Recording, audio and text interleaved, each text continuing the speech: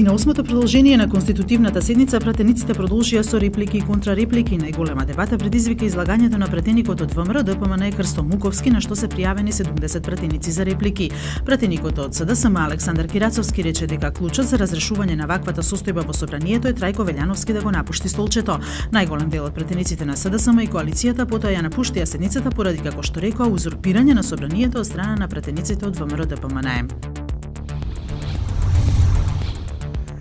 Вкупно 17 приговори поднале судиите од Основниот суд Скопје 1 до Врховниот по годишниот распоред на новиот ВД председател на Кривичниот суд Стојан Черибарев, објави сведок. Врховен ке чека да не пристигне некои приговори по пошта, пошто ќе закаже општа седница на која ќе се разгледуваат приговорите. Рибарев, како судија на Врховниот суд со 5-месечен стаж, беше делегиран да го води Скопскиот суд.